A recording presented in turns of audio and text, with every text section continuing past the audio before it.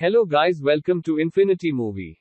Today we are going to recap an 2022 American teen horror drama film written and directed by John Lee Hancock. Watch out and take care. With his dad, who has been in a constant blue mood since his wife passed away. They go to church together every Sunday without fail, and Craig is often allowed to read the Bible to everyone as part of the service. It's during one of these many masses that antisocial billionaire Mr. Harrigan takes notice of Craig and later decides to pay him a visit to make a job offer. Since his eyes are failing, he wants to hire the boy to read books to him. Craig isn't sure why he's chosen over other town kids that are smarter or better readers, but he isn't about to pass on the opportunity to bring some extra cash home. Harrigan's mansion is at the edge of town, and Craig walks there 3 times a week to read to Harrigan and drink tea prepared by the housekeeper Edna. Some of the books are advanced for his age, but Craig slowly learns to understand them and enjoys the philosophical discussions that they bring to the table. He also enjoys looking around the fancy rooms in the mansion and Harrigan's collection of flowers, but there's a locked closet he isn't allowed to look into because according to Harrigan it's full of terrible secrets.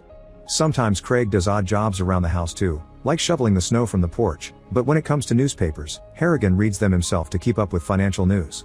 The more time Craig spends with Harrigan, the more curious he becomes about the man's past, so one afternoon he finally gives in and Googles him.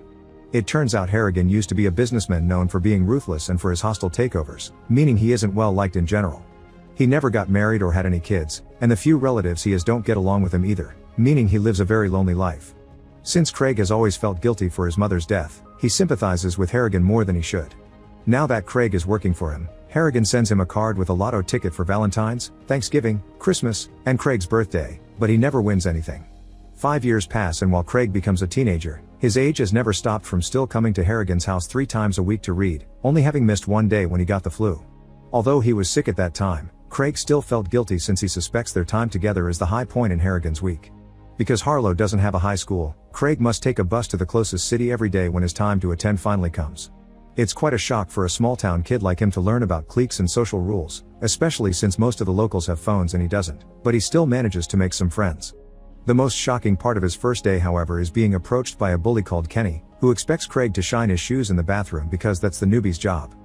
Craig refuses and when their conversation becomes an argument, Ms. Hart checks on them, but Craig isn't a snitch and tells her everything is fine.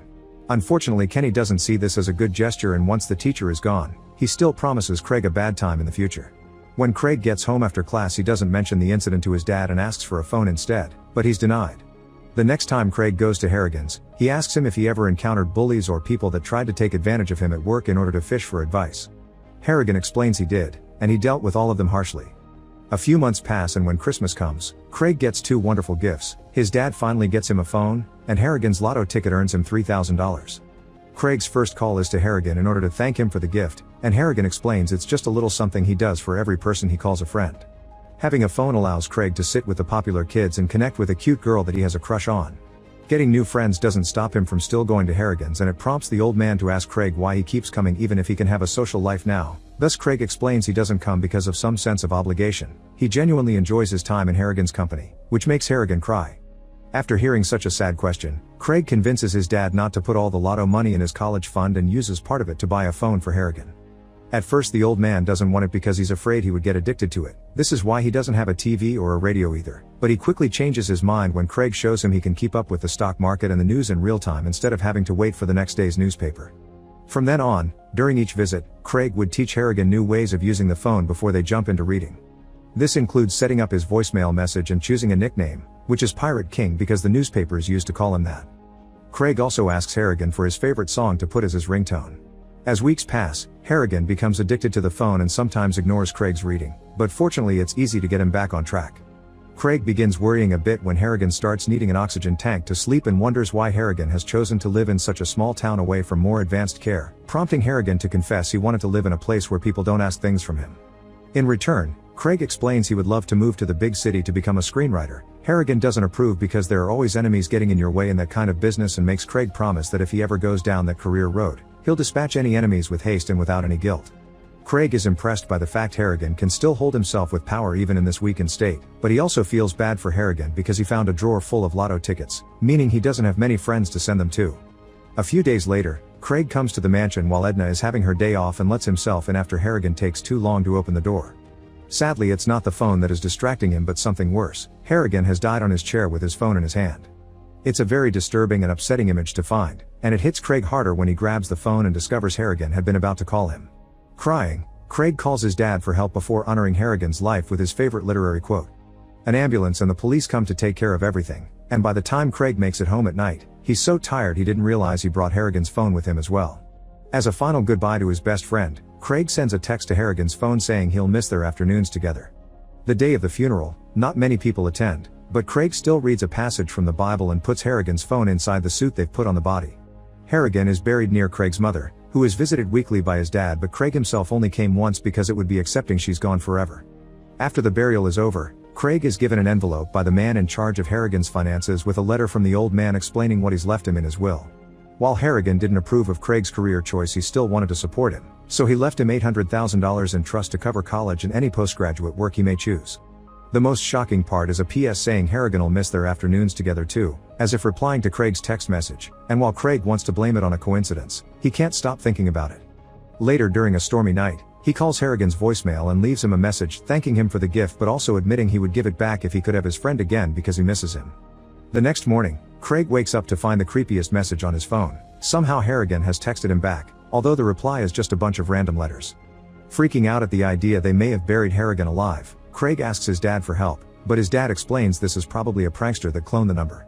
Harrigan can't be alive because the hospital did a full autopsy before releasing the body for the funeral. This explanation is still not enough for Craig, who visits the cemetery and calls Harrigan's phone only to freak out again when he hears the ringtone coming from his grave. Afterward, Craig goes to Harrigan's house and has tea with Edna, who confirms Harrigan left her and the gardener some money as well. She also agrees that Harrigan was a good man, but you didn't want to have him on your bad side. For example, the previous gardener stole from him and Harrigan made him regret it. After refusing to offer details, Edna allows Craig to take something so he can remember Harrigan by, and Craig takes one of Harrigan's favorite flowers. Soon afterward, Harrigan's house goes up for sale and Edna is allowed to stay meanwhile to take care of the place. Once he's feeling better, Craig goes back to school and actually enjoys his classes, especially thanks to Ms. Hart, who is an incredible supportive teacher. Kenny doesn't bother him much anymore and eventually gets expelled for selling grass on campus. Craig wasn't the one to rat on him, but Kenny still thinks he did. Things get even better when Craig gets to attend the winter dance with his crush, but the perfect night is ruined when Kenny shows up at school again to beat Craig up for snitching and threatening to kill him if he ever tells anyone about this. It's Mr. Hart who finds him moments later and she suspects Kenny did it, but Craig denies it because he wants to graduate without getting in any more trouble. When Craig gets home, he refuses to discuss what happened, prompting his dad to point out he needs to talk to someone instead of bottling his feelings up. Following this advice, Craig decides to call Harrigan's phone and share his fears with the voicemail. The next morning, the whole town is shaken up by the latest news. Kenny has been found dead. Craig can't stop feeling overwhelmed with guilt when he sees Kenny's family grieving, realizing even bullies have people that love them. He can't stop thinking about this the rest of the day and it keeps him distracted during his lessons, so Ms. Hart talks to him after class to comfort him and remind him not to blame himself. Since she's always been so understanding, Craig brings up the subject of ghosts and Ms. Hart admits she doesn't like to mess with things like Ouija boards and the like because his grandma always taught her not all ghosts are holy. Later that day, Craig visits the place where Harrigan's old gardener used to live and a neighbor explains to him the man ended things in his truck when it became impossible for him to get a new job after Harrigan fired him. Craig's curiosity gets the better of him and makes him check said truck only to get more upset when he finds a lotto ticket inside. On his way out, Craig sees graffiti on the garage door that wasn't finished but was clearly an insult towards Harrigan. In the evening, Craig calls Harrigan's phone to ask him to send him a signal if he truly had anything to do with Kenny's death, and as soon as he hangs up, his phone rings with Harrigan's number and receives another message that doesn't make sense. The following day, Craig shares what has been going on with a local priest under the seal of confession, but the priest agrees with Craig's dad and thinks someone cloned the phone number for a prank. Trying to make Craig feel less guilty, the priest shares the details of Kenny's death. He had been drinking heavily that night and when he tried to sneak out of the house he slipped and fell, meaning it was an accident. What the priest doesn't know, however, is that Kenny's mouth had been full of shoe polish. The priest advises Craig to rethink his obsessive relationship with his phone and Craig does exactly that by going to the store and getting a new updated model. The clerk that sets everything up for him explains that the weird messages could have been stuck in the software, which is known as a ghost in the machine. All the contacts are transferred to the new phone and when Craig tries to call Harrigan this time, it doesn't work, so he assumes it's finally over. As soon as he arrives at his house, Craig throws the old phone in the trash, but he soon regrets it and puts it inside a box full of little memories that he hides in his closet. With Kenny's tragedy and his friendship with Harrigan always present at the back of his mind, Craig graduates from high school and is accepted to a university in Boston. The day he leaves home, he thinks he could see his mother saying goodbye to him next to his dad. University life is actually great and Craig enjoys being surrounded by the subjects he loves, but not a long time passes before tragedy strikes again. One night, he receives terrible news from his dad. Ms. Hart died in a car accident caused by a drunkard called Dean. Devastated, Craig immediately goes home to attend Ms. Hart's funeral and keep an eye on Dean's trial, which has the most disappointing of endings. The guy has had many arrests for driving while drunk in the past and didn't even have his license anymore, but he gets to avoid jail yet again by promising to do rehab time instead. This result enrages Craig, who rushes back to his childhood bedroom to retrieve his old box, and while searching his closet, he finds an old flower crown his mother had made for him when he was a kid and he also hid after she died. Not even this little souvenir is enough to comfort him though, and once he finds his old phone in the box, he calls Harrigan's number and leaves a message on the voicemail asking for Dean's death.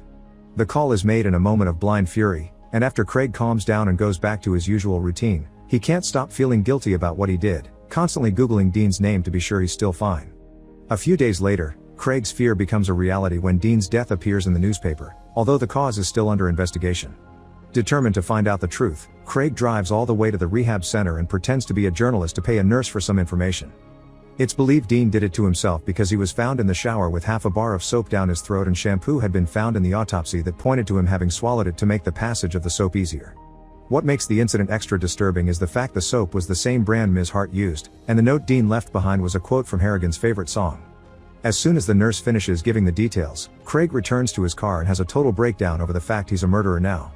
When he returns to his old house later, Craig finds another weird message from Harrigan and remembers that after his death, he finally took a look inside the secret closet and found the contents were just memories of Harrigan's childhood, especially his dead mother. Craig thinks Harrigan has always been as lonely as he is and that's why he keeps trying to stay in touch, so he visits Harrigan's grave and wonders if those messages were Harrigan's way to tell Craig to stop. After thanking Harrigan for everything and apologizing to his mom in tears, Craig runs to the town quarry, considering ending things for himself. Thankfully he sees clarity before doing something stupid and throws his old phone into the river instead, allowing Harrigan to finally rest in peace. Make sure to subscribe and turn on notifications so you can watch more videos like this. Thanks for watching.